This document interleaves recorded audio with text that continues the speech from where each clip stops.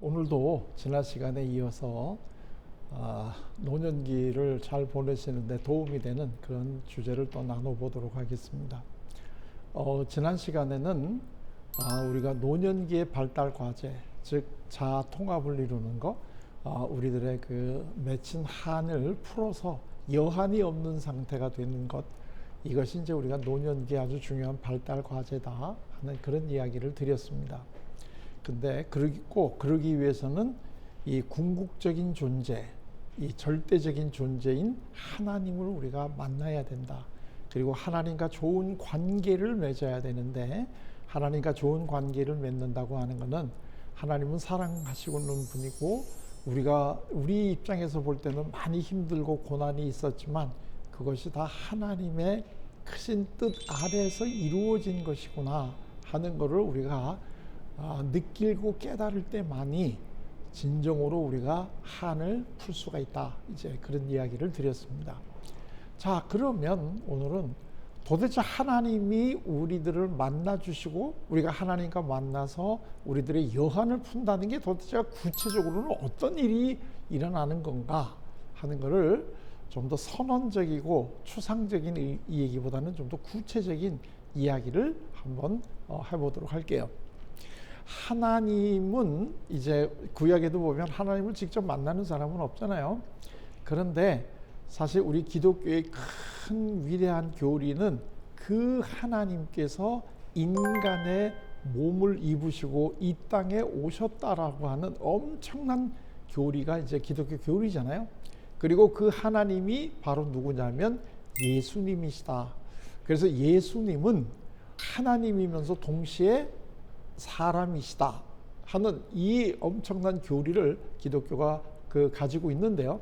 그러니까 우리가 하나님을 만난다, 하나님의 차원에서 우리들의 삶을 다시 바라볼 때 우리들의 한이 풀린다라고 하는 이야기는 사실은 몸을 입고 우리처럼 이 땅에 와서 사셨던 예수님을 구체적으로 우리가 만나는 경험을 할 때 우리들의 한이 풀린다, 이렇게도 이야기를 할 수가 있는 거죠. 왜냐하면 예수님이 하나님이시니까요. 자, 그러면 사실 우리 기독교인이라고 하는 것이 믿음의 고백에서 제일 중요한 거는 우리 십계명이나 사도신경에 다 주기도문이나 사도신경에 다 나오는 거잖아요.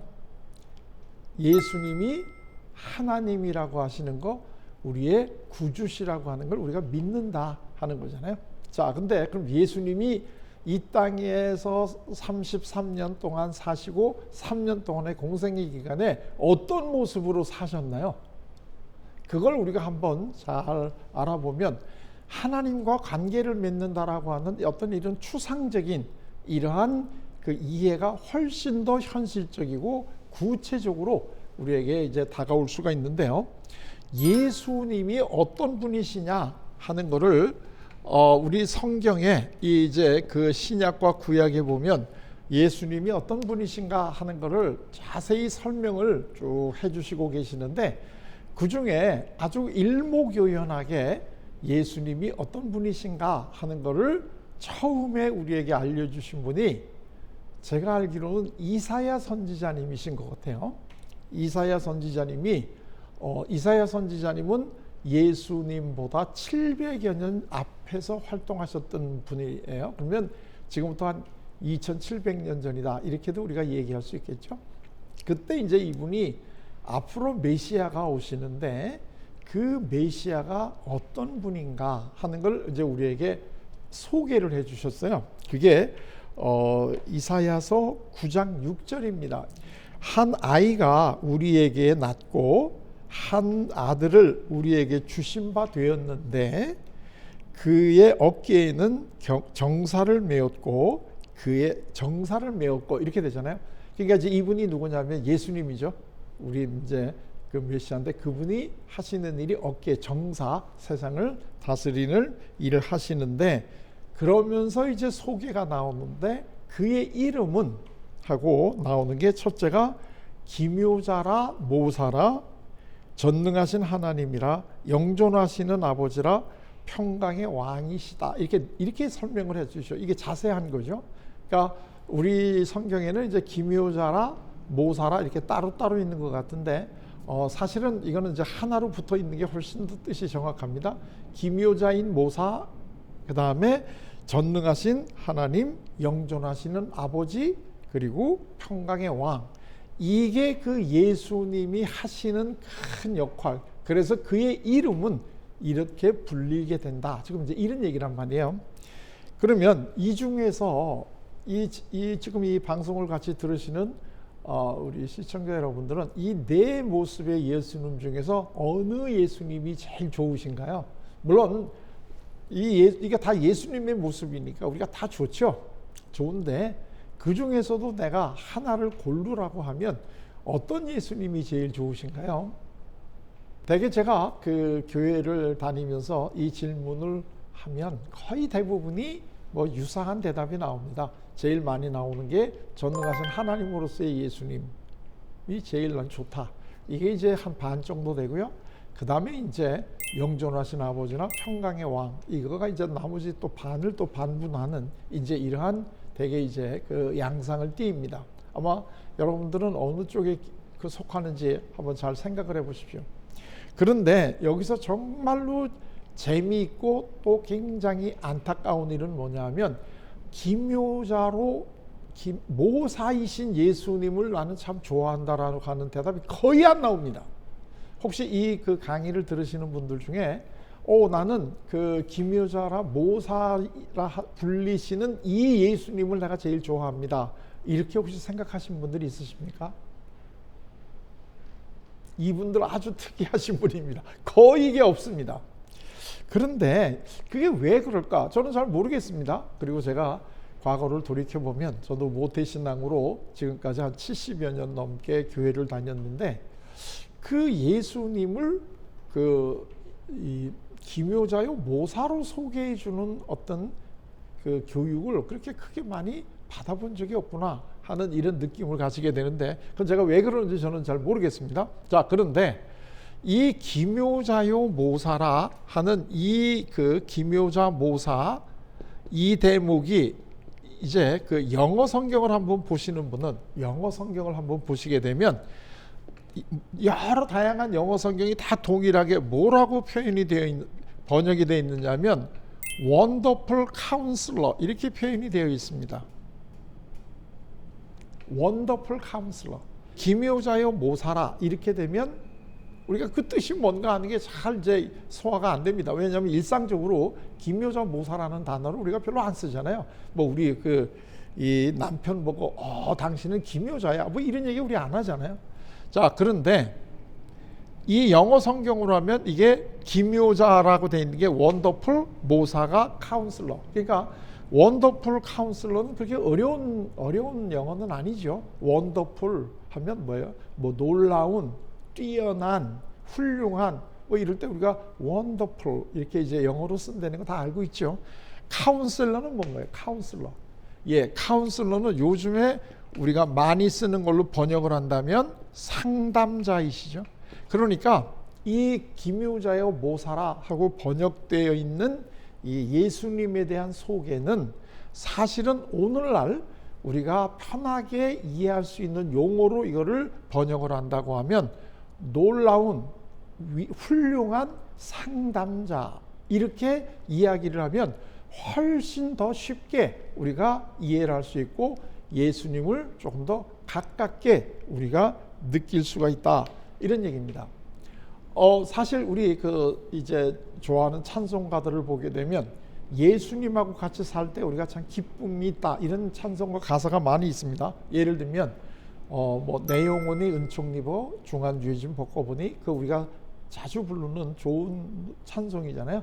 근데 거기 후렴을 보게 되면 어떻게 되어 있습니까? 주 예수와 동행하면 또는 주 예수와 동행하니 그 어디나 하늘나라. 주 예수와 동행하면 어째서 모든 곳이 하늘나라가 될까요? 이걸 우리가 보통 뭐 예수님은 하나님이시니까 우리의 뭐 고통을 다 뭐 아시고 풀어주신다 뭐 이런 추상적인 이러한 거로 우리가 해석할 수도 있겠지만 예수님을 우리가 뛰어난 상담자이시다라고 하는 걸로 이해를 하게 되면 우리들이 근심과 걱정과 많은 어려움을 가지고 있더라도 그분에게 상담을 받으면 그분이 우리들의 그거를 풀어주시기 때문에 주 예수와 동행하면 그 어디나 하늘나라가 될 수 있는 거죠. 그런데 사실 이 예수님께서는 내가 상담자야 이렇게 말씀만 해주신 게 아니고 구체적으로 내가 하는 일이 뭘까, 상담자로서 하는 일이 뭘까 하는 것을 분명하게 우리에게 알려주셨습니다. 그게 마태복음 11장 28절에서부터 30절에 이르는 말씀인데요. 그것도 우리가 이미 잘 알고 있고 다 거의 외고 있는 이러한 요절입니다. 그게 뭐죠? 수고하고 무거운 짐진 자들아 다 내게로 오라. 내가 너희를 쉬게 하리라. 참 이 말씀이 너무나 은혜스럽지 않습니까? 수고하고 무거운 짐진 자들아 다 내게로 오라. 내가 너희를 쉬게 해줄게. 그러니까 예수님께서 우리들에게 원더풀 카운슬러로 해주시는 일이 뭐냐면 우리들 수고하고 무거운 짐을 지고 있는 사람들에게 쉴 수 있게 해주신다는 거잖아요. 이게 제일 우리가 상담자가 제일 먼저 해주는 역할이잖아요. 마음에 수고하고 무거운 짐을 지고 있는 사람들이 상담을 받으려고 상담자를 찾아가면 결국 상담을 통해서 우리가 이루려고 하는 것이 마음의 무거운 짐을 다 내려놓고 편안하게 쉴 수 있게 만들어주는 것이 상담이잖아요. 우리가 이 한평생 살면서 한 맺힌 삶을 살았다고 하더라도 예수님을 만나서 예수님과 상담을 하면 예수님께서 그거를 다 풀어주시고 우리를 쉴 수 있게 해주신다는 거예요. 그래서 노년에는 하나님, 예수님을 만나야 한이 다 풀린다 하는 게 이제는 충분히 이해가 되셨을 거라는 생각이 들어요. 이 노년에 이 그 자아 통합이 이루어지게 되면 아까 이제 노년의 자아 통합이라고 얘기를 했잖아요. 노년의 자아 통합이 이루어지게 되면 이걸 이룬 노인들은 지혜라고 하는 덕성을 가지게 됩니다. 노인이 돼서 제일 가질 수 있는 노인의 아름다움은 지혜로운 노인이 되는 겁니다. 우리 되게 어렸을 때 무슨 동화책을 보게 되면 이 현자 지혜를 갖고 있는 분, 하다못해 뭐 산신령님 이런 분들 되게 나올 때 보면 다 노인들 아닙니까? 아주 젊은 사람들이 무슨 신령님으로 나오거나 현자로 나오는 건 거의 없잖아요. 그러니까 우리 아주 깊은 마음 속에서 노인들이 지혜를 갖고 있는 분이다 하는 것이 우리 마음속에 깊은 데서 이게 있는 건데 이 자아 통합이 이루어지면 지혜를 가지게 되는데 그러면 노인들이 왜 지혜를 가지게 되느냐 이거예요. 저는 이 심리학을 하는 사람이기 때문에 이렇게 모든 거를 아주 우리 삶에서 예를 끌어다가 구체적으로 설명을 해야 제가 이제 뭔가 도움을 드린 것 같아서 설명을 해드리는데요. 왜 이 노인이 되면 이 지혜를 가지게 되느냐 하는 그 이야기를 그냥 우리가 다 이해하기 쉬운 이 예를 하나 들어서 설명을 할게요. 이게 지금 장기나 혹은 바둑을 우리가 둔다 그래요. 그럼 여기서 이제 A라는 사람하고 B라는 사람하고가 이제 장기를 두고 있고 여기 C라고 하는 사람이 옆에서 이제 보고 있습니다. 자, 이럴 경우에 A, B, C 이 세 사람이 실력이 같아요. 수준이. 그런데 A하고 B하고는 지금 장기를 두고 있고 C는 옆에서 지금 보고 있는 거예요. 이럴 때 수를 누가 제일 잘 보나요? 수를 누가 제일 잘 볼까요? 그렇죠. 다 아시죠? 이 C가 수를 제일 잘 봅니다. 그래서 우리나라 속담에 뺨 맞아가면서 훈수 둔다 이런 얘기가 있습니다. 이게 지금 분명히 여기다 두면 외통인 거가 내가 다 이게 보이니까 뺨을 맞아가면서도 거기다 두면 외통이야. 이렇게 훈수를 두게 돼 있다는 거예요. 그래서 뺨 맞아가면서 훈수 둔다 이런 얘기가 있는데 자 그러면 장기가 끝나고 난 다음 한판 끝나고 난 다음에 이 C가 요 B의 자리에 와 있고 여기 이제 C가 장기를 두고 B가 여기 가서 이제 다시 이제 바라봅니다. 자, 이런 상황이 되면 또 수는 누가 제일 잘 볼까요? B가 제일 수를 잘 봅니다. 그 얘기는 뭐냐면 수를 제일 잘 본다고 하는 거는 실력도 실력이지만 실력이 비등할 때는 어디서 그 장기 이 게임을 바라보느냐가 다르다는 거예요. 그러니까 보는 자세가, 보는 위치가 다르면 같은 삶을 바라보는데도 수가 잘 보인다는 거예요. 그러니까 우리가 젊었을 때는 지금 이 자리에 앉아 있는 거거든요. 이 자리에 앉아 있을 때는 내가 이 게임을 이겨야 돼, 내가 성공을 해야 돼, 내가 출세를 해야 돼, 이런 그 목적에 쫙 빠져가지고 이 그 거의 외길로 가는데, 외길로 가지만 이러다가 잘못하면 내가 외통에 걸려가지고 내가 진다라는 걸 우리는 못 봐요. 왜냐하면 객관적으로 이걸 볼 수 있는 게 아니고 이거를 내가 이기는 대로만 쫙 이걸 바라보니까 내가 이런 식으로 얘기했을 때 상대는 이걸 어떻게 받을까 하는 거를 볼 수 있는 여유가 없어지는 거야. 우리 삶이라는 게 그런 거죠. 그런데 이거는 젊었을 때까지 우리가 이런 삶이고, 노년이라고 하는 게 어떤 삶이냐면, 노년이라고 하는 게 일단은 한평생 하는 일을 잠깐 쉬고, 그리고 우리들의 삶을 다시 한번 조망해보는 이런 삶을 가질 때잖아요. 우리들의 삶을 다시 한번 이렇게 우리 바둑으로 보게 되면 복귀를 할 수 있는 이런 시기란 말이에요. 그러면 복귀를 한다는 게 뭐예요? 아, 이때는 내가 그때 실수를 했구나, 이때는 이렇게 하면 안 되었구나 하는 거를 우리가 그걸 두고 있을 때는 모르지만 나중에는 그걸 깨닫는단 말이에요. 자, 노년기라고 하는 거는 여기에 앉아 있는 거거든요. 이거는 이 사람들은 지금 젊었을 때고, 그렇기 때문에 죽음이라는 걸 앞두고 이제 우리들의 삶이라고 하는 이 투쟁의 장에서 한 발짝 물러나서 이 삶을 바라보게 되면 젊었을 때 보던 거하고는 못 본 거를 훨씬 더 잘 볼 수 있는 게 이게 노년인데, 그때 그걸 가지는 거를 노년의 지혜다, 이렇게 이야기를 하는 거죠. 그래서 노년의 자아 통합을 이루게 되면 이 사람들의 특징은 아주 지혜로운 사람이 됩니다. 노인이 돼가지고 무슨 이 몸으로 쓰는 이런 일을 많이 해서 도움을 주는 게 아니라 내가 한평생 살아오면서 겪었던 걸 이제 한 걸쩍 물러나서 이걸 바라보는 삶의 여유를 가지고 보면 훨씬 더 우리가 삶을 어떻게 살아야 되느냐 하는 것을 잘 볼 수 있는데, 그게 바로 지혜다, 이런 얘기입니다. 자, 그런데 이 많은 노인들이 이 지혜라고 하는 게 뭐냐 하는 거에 대해서 약간 그 오해를 하고 있습니다. 그게 뭐냐면, 이 지혜라고 하는 이 단어가 남들보다 내가 지식이 많다, 그 얘기가 아닙니다. 지식이 많은 거하고 지혜가 많은 거하고는 전혀 다른 이야기입니다. 어떤 분이 얘기를 듣고 제가 깜짝 놀랐는데, 우리가 뭐 서양 철학사의 대표적인 현자를 소크라테스라고 그러는데, 소크라테스가 오늘날의 지식의 수준으로 보게 되면 초등학교 졸업생들보다도 지식이 적은 사람이래요. 제가 그래서 제가 깜짝 놀라니까, 그게 뭐 깜짝 놀랄 게 뭐가 있느냐. 예수님이나 사도 바울 같은 이런 뛰어난 분들이 살았던 이분들도 세상이 둥글대는 걸 모르고 산 분들이고, 이분들은 세상이 평평화되는 걸 생각을 하고 살았던 분들이잖아요. 이 사람들이 지식이 별로 없다 그래도 지혜가 없는 건 아니죠. 세상의 참 지혜는 그 예수님이 가지고 계시는데요. 자, 그런데 그럼 이게 뭐냐? 우리가 유대 역사상 제일 지혜로운 분이다 하는 게 누구냐 하면은 솔로몬이잖아요. 솔로몬 임금.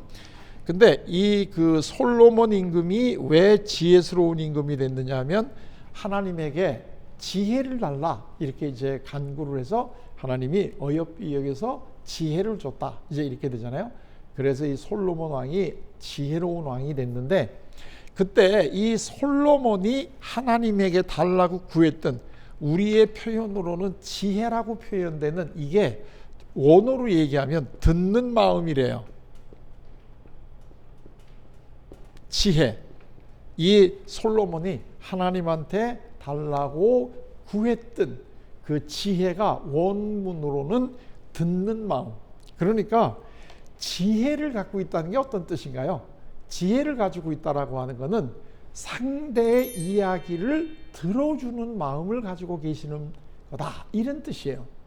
왜 요즘에 젊은 사람들이 나이가 좀 들은 사람들하고 이야기하기를 싫어하느냐 하면, 이 나이가 좀 들으신 분들이 자꾸 뭔가를 자꾸 충고해 주려고 그러고 이렇게 하다 보니까 젊은 사람들이 나이가 든 사람하고 같이 있는 거를 별로 달가워하지 않죠. 자꾸 뭘 나한테 이야기해 주려고 그러니까. 그런데 사실은 젊은 사람들이 나이가 많은 사람들에게 원하는 거는 지혜 있기를 바라고, 지혜 있다라고 하는 거는 내 이야기를 좀 들어달라는 얘기예요.